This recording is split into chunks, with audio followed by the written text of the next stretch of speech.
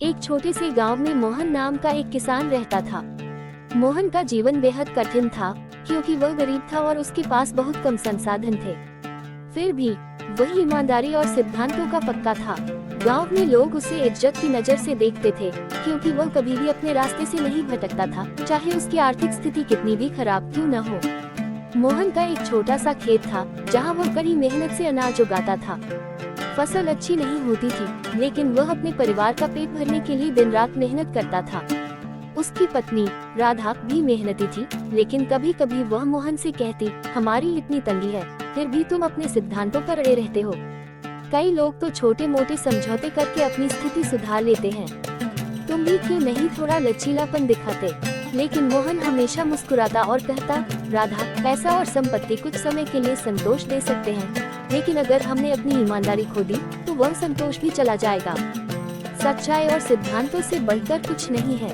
एक दिन गांव में एक बड़ा व्यापारी आया जो किसानों से उनकी फसलें खरीदने के लिए मशहूर था। उसने मोहन के खेत की फसल देखी और उसे मोहन से फसल खरीदने का प्रस्ताव दिया। व्यापारी ने मोहन से कहा, तुम्हारी फसल अच्छी है, लेकिन अगर तुम इसमें थोड़ा मिलावट कर दो तो मैं तुम्हें दोगुना पैसा दूंगा। तुम गरीब हो, इससे तुम्हारा जीवन बदल जाएगा। मोहन ने बिना किसी झिझक के मना कर दिया।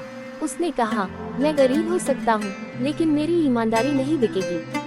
अगर मुझे मेहनत से पैसा कमाना है तो मैं वही करूँगा। व्यापारी ने हंसते हुए कहा, तुम बहुत भोले हो, इस दुनिया में कोई भी बिना समझौते के सफल नहीं हो सकता। तुम देखना, तुम्हारी सच्चाई और ईमानदारी तुम्हें कहीं नहीं पहुंचाएगी।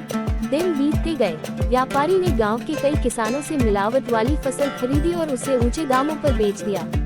वह व्यापार में बहुत अमीर बन गया, लेकिन उसकी फसलें खराब हो गईं, क्योंकि मिलावट के कारण वे जल्दी खराब हो जाती थी। धीरे धीरे व्यापारियों का विश्वास उस पर से उठने लगा और उसकी साख घटने लगी। उधर मोहन ने अपनी सच्चाई के साथ खेती जारी रखी। उसके खेत की फसल धीरे धीरे बेहतर होने लगी, क्योंकि उसने अपने खेत में बिना किसी मिलावट के पूरी मेहनत से खेती की थी। एक दिन गांव के लोग उसकी ईमानदारी से प्रेरित होकर उसकी मदद के लिए आगे आए। उन्होंने मोहन को अपने खेत को बढ़ाने और नए बीज लगाने में मदद की।